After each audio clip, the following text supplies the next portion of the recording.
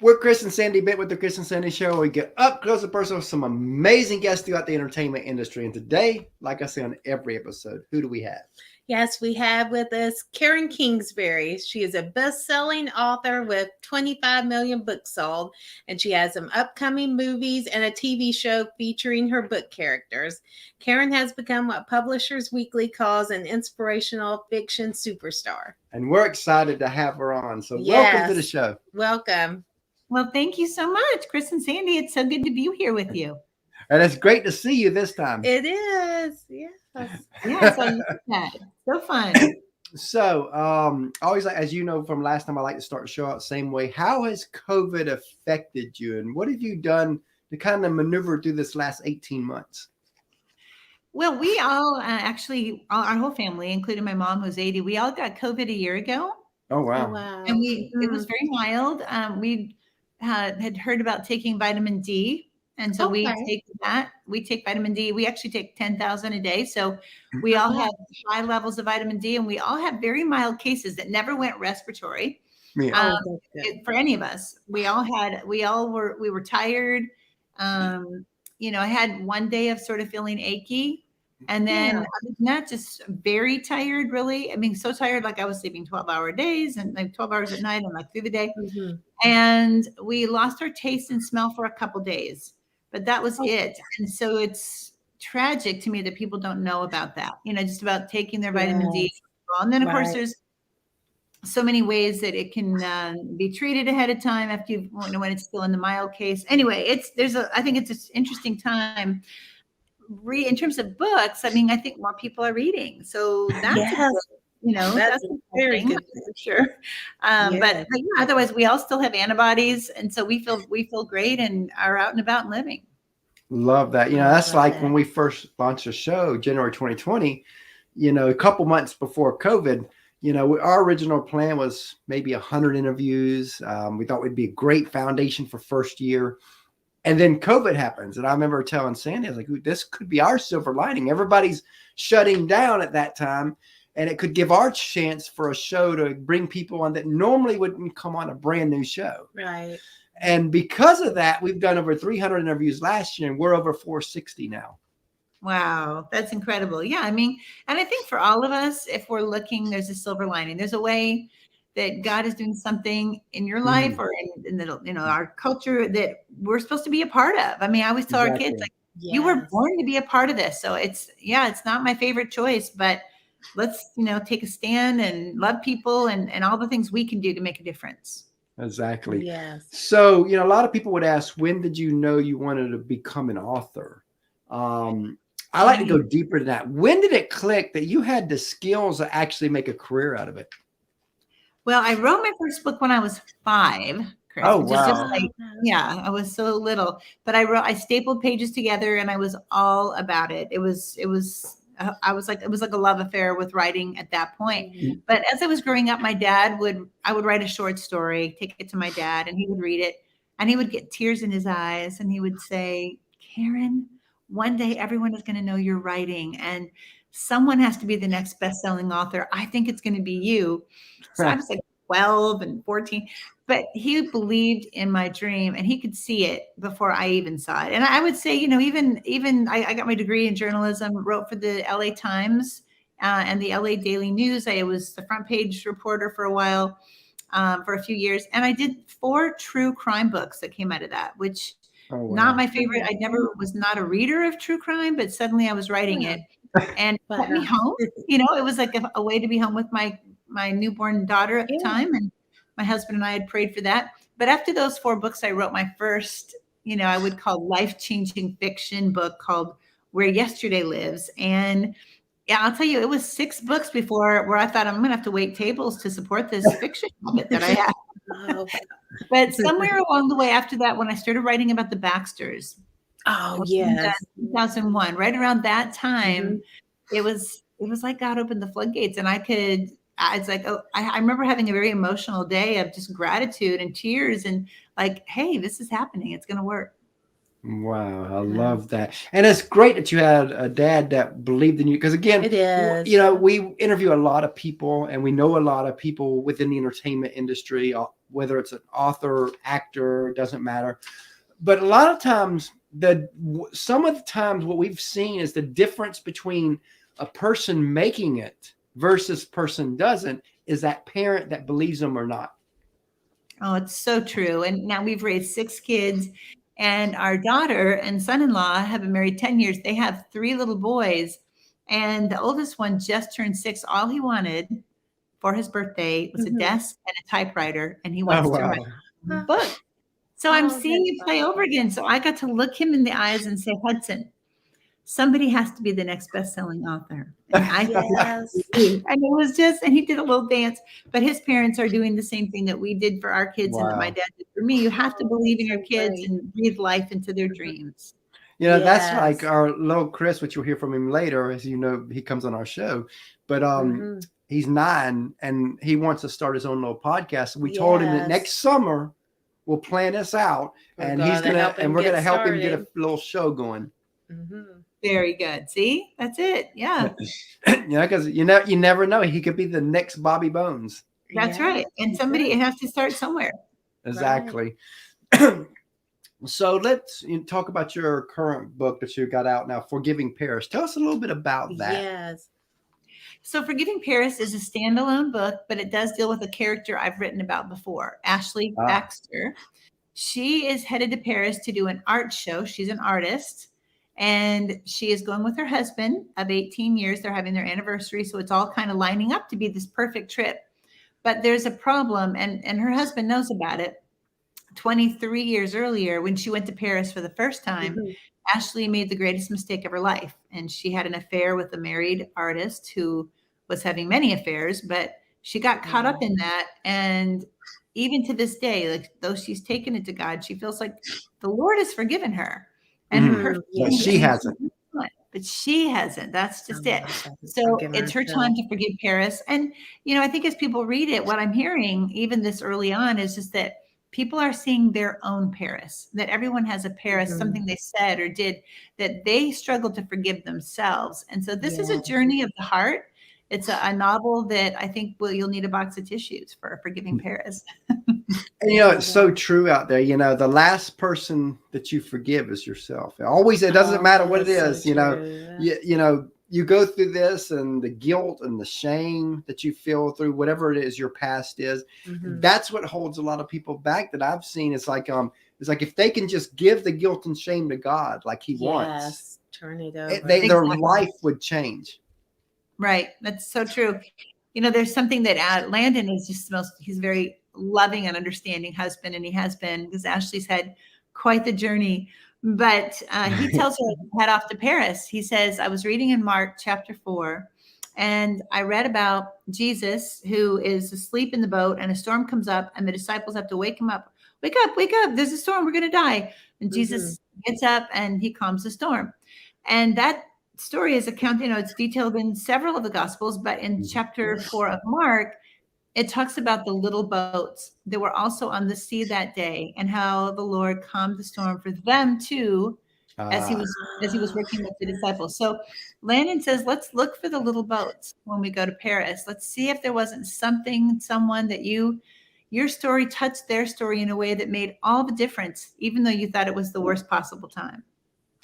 Exactly. Oh, yes. So, you talk about that having faith doesn't always guarantee happy endings. Tell us a little bit about that. Right. And that's That's something a I love to write misconception about. a lot of people have. It is. Yeah. That's what I love to write about. I love to write about the real stories, the real situations, the struggles. One of my books recently was about an embryo adoption where the parents who adopted the embryo never told their child that she was an Right. adopted embryo rather than fully blood related. Just things like that. We have things that we do in life that are normal. We make mistakes. Mhm. And I think Exactly. it's important to remember that God forgives us in the midst of that. That is awesome. So, what are a few moments when you look back on your career that you're a few wow moments? You're like, wow, that happened.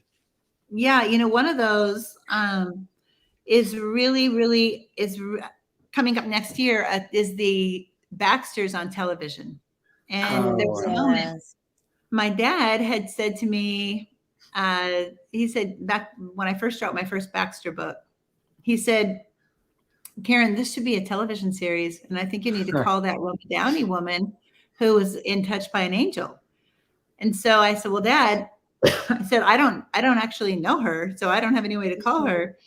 Well, Right. flash forward 15 years, and it was Roma Downey calling me on the Oh, phone and wow. saying, Oh, that's Karen, amazing. I would like your blessing to turn the Baxters into a television show. So sure enough, that's what's happening. We have 3 seasons filmed and ready to release next year. Oh, looking forward to Man. that. What? That is really Yes. awesome. Because again, and it's one of them doors that you didn't expect.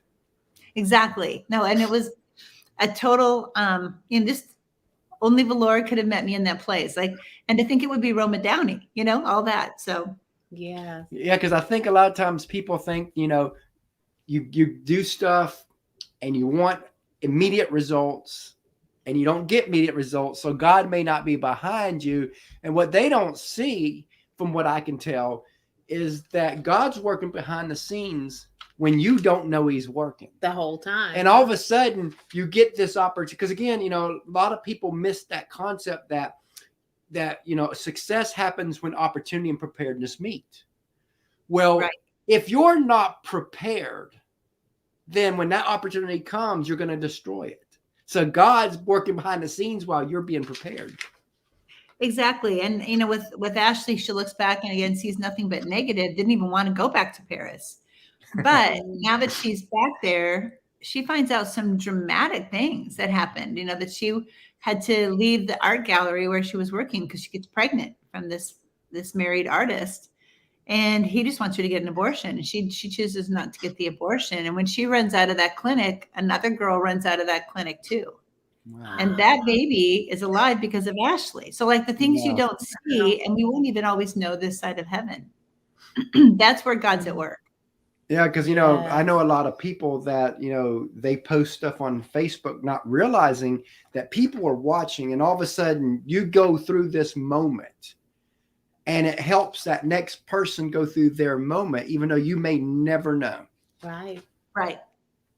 In fact, your husband even brings up the fact that would we be together if you hadn't have been so broken, a single mom? Would we even be together if that hadn't happened? So, Wow. It's Romans 8:28 that God promises all things work to the good for those who love him.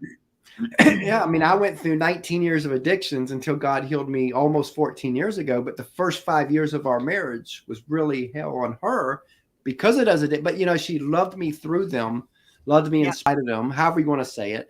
But, sometimes people will tell us that, oh, she allowed you to walk over her. And that's not what they don't understand. She allowed me to experience God's pure love through her. So if I wasn't that broken, she might not would have been in my life.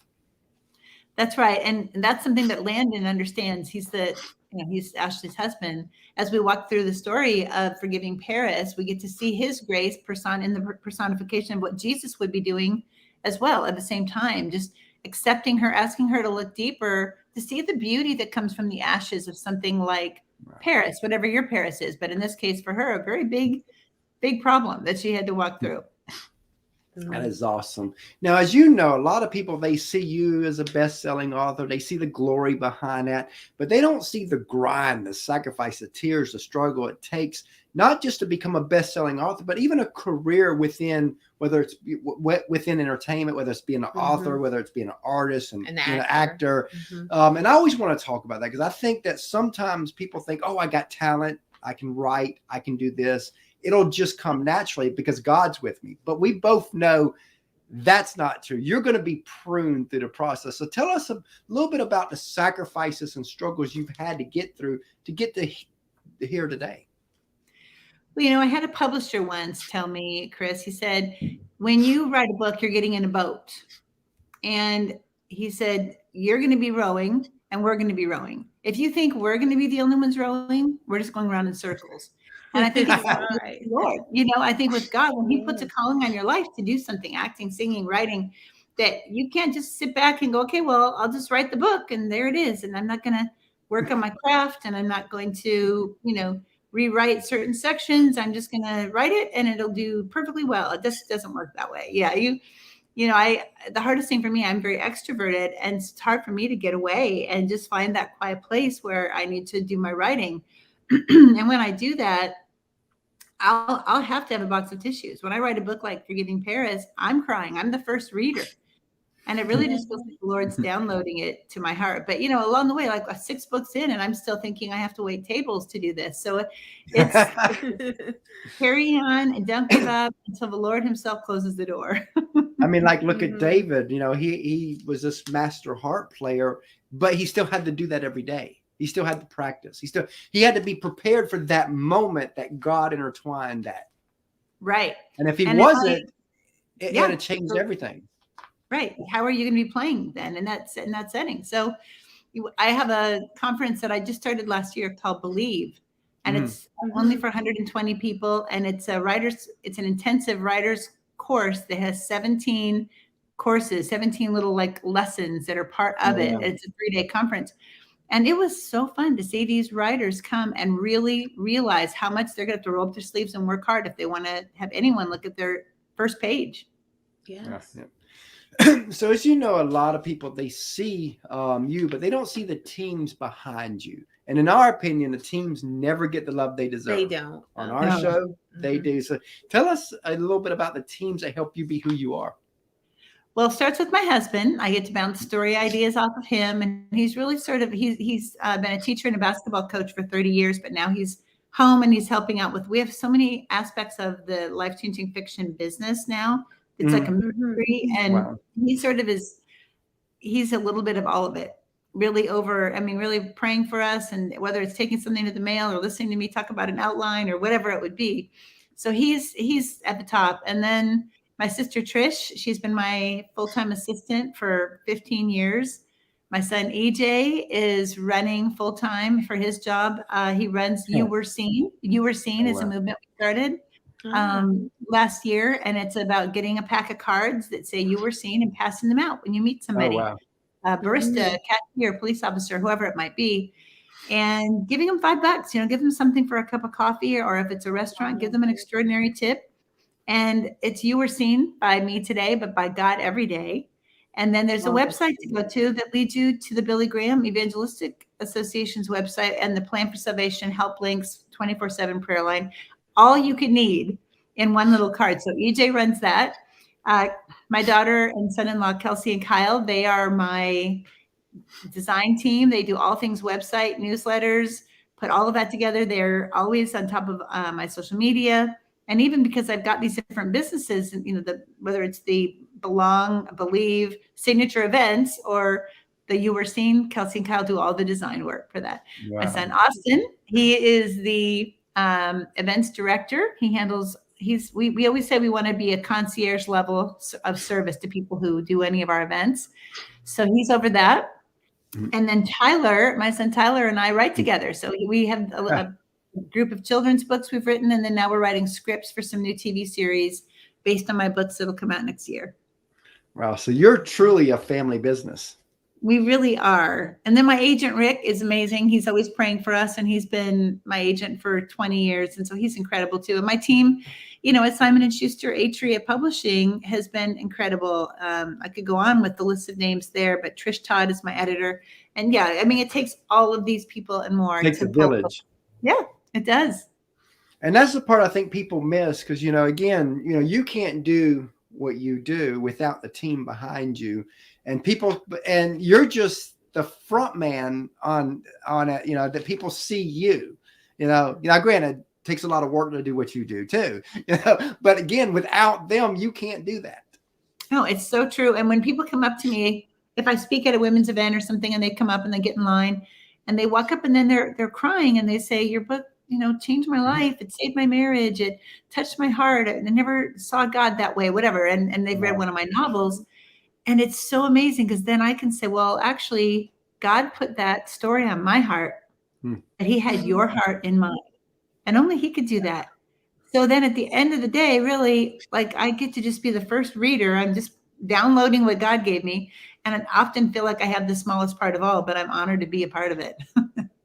Love that. So tell us a husband story where, you probably got thousands of them, but one where he went above and beyond and you're like, wow, he really gets that I am called to this.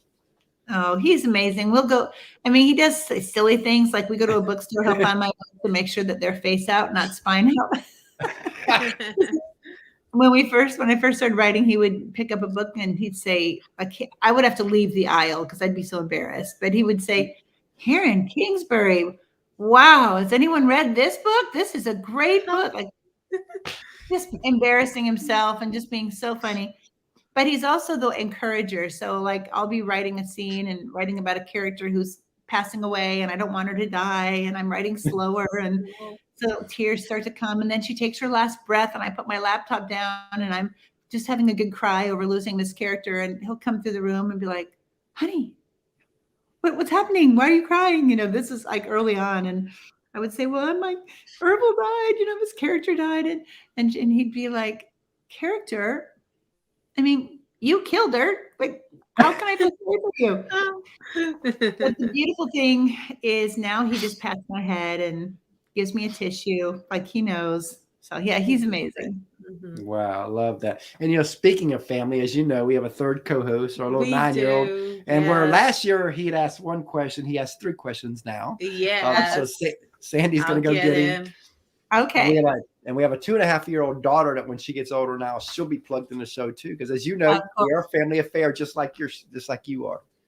I mean, it makes all the difference. It makes work fun every single day. And it already is fun that it's ministry and that it's, people are telling me that their lives are changed and drawn closer to God because they read a novel. That's already a most amazing sort of sense of fulfillment. But working with your family while you do that is, again, it's heaven on earth. It really is. Yeah, because through the years, Sandy and I have been married 19 years. And through the years, people would always say, I couldn't work with my husband like that. And my first thought is, well, you ain't got to worry about it because you're not married to me. I don't say that, but that's my first thought. But again, it's one of them things that's like people have no idea that they've been brainwashed by society that people can't do that. They have no idea how much that it could actually enhance their marriage if they found a way, God's way, to work together. And that's like Kelsey and Kyle, my daughter and son-in-law, who work as my design team. I mean, they get to work from home. They get to be there for their kids. They can set their hours however they need to. It's great. Mm-hmm. Hi. Hi, Karen Kingsbury. So what's your favorite food? Ooh, right now, it's going to sound really funny. I'm going to say whipped mashed cauliflower. I really love it. You have to try it. Cook your cauliflower. Whip it up like in a blender with some butter and salt. It's so good. And what's yours? Mine's pizza. Oh yeah, well, pizza's up there too. There was a time back in the day when I would eat pizza. Not now. He'd eat it all day long right now, but of course, he runs it off. So I remember when I was his age, I could eat anything I wanted. Right. So what's your favorite TV show? My favorite TV show right now, we've watched a lot of lately. It seems like just for some laughs, we've watched Everybody Loves Raymond. And so that one's been fun. That's a good one. That is a good one. We like that one. And what's yours? Mine is Spongebob. Oh, well, yeah. SpongeBob's pretty funny too. Yeah. And it's been pretty cool because he watches a lot of Nickelodeon and Disney shows. So because we bring on actor and actresses on the show, we've brought quite a bit of people from his shows on, so he's gotten a chance to talk to them. That's fun. Never would imagine that either, but here we are. Yeah, that's amazing. So what's your favorite movie? Well, my favorite movie, I really like Saving Mr. Banks, which is a Tom Hanks movie where he plays Walt Disney, and it's about the creation of Mary Poppins and about the author of Mary Poppins. I think I can relate to it because of being an author, and I also love everything about Walt Disney and Disney World. Wow. Yours? Mine is the Minions movie. Ah, yes, the Minions movie. I have kids who love that one. And I tell you what, they've built such a strong brand. Yes. Because what kid doesn't like the Minions? I know. Every Christmas there's a Minion under our tree somewhere. Bye, thanks. Bye. Yeah, he loves to be on the show, and we, again, like I said, next year summer we're gonna start his own little show podcast and see Yeah, where that goes. We've got some ideas of what he can Yeah. do. So that's great. so if you could co-author a book with any author out there, who would you want it to be? Well, if we did Living or Dead, I would say C.S. Lewis. That'd be Oh, fun. that's great. That would be a great one. It Yeah, would. that really would. Maybe Randy Alcorn. He's a good friend of mine, and I loved. He has, of course, all the books that he's written about heaven are so phenomenal. And he's also a very good novelist. But he's a friend, and he has been for a long time. I think it'd be fun to work with him. Yeah. Now, this question probably has 1,000 answers, just like the one before. Oh, yes. But think of the first thing that pops in your head. But what is a book that you've read that you're like, I wish I wrote this? Well, I'm gonna have to go back to C.S. Lewis, Mere Christianity. That's a It good is, one. I try to read it once every year. It just, and you can read a sentence sometimes and it's like, okay, I'll just step back and ponder that then because it's so good. And his writing is it's just very strong. So I mean, I love John Grisham, is a great author in terms of just like you keep swept away in the story so quickly. But in terms of I would have written a book, it would have to be Mere Christianity. Wow, that's a good one. And what are some sources of inspiration for you? Well, the Word of God, first of all. Oftentimes I'll be reading something in Scripture and it'll start the idea of a story. So I think that's one of my first places. Watching my kids interact and play and sing and play sports. Now my grandkids are going to be coming up and doing that, watching them play soccer. And I think conversations around the dinner table. We do a lot of question games at the table while we're eating.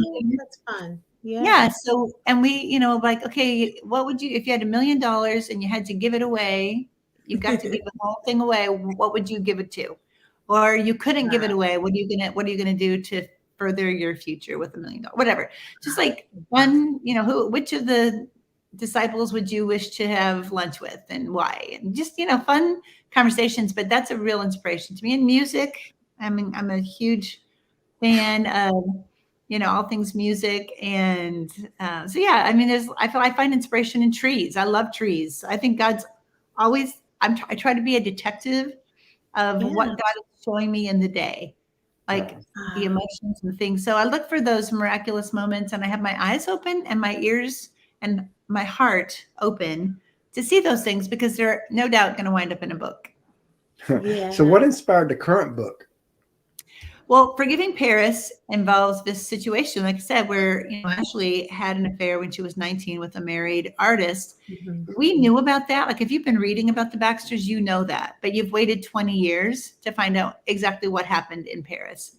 So I think it was a story that was always there, but I knew because I can't expect people to have read a book that I wrote 20 years ago. So it's a standalone. It really will have all you need is right there in Forgiving Paris. But it was a book that was in my heart and it was just a matter of time as to when I would write it. Yes. And what would you like for your legacy to be? What would you like to be most known and remembered for?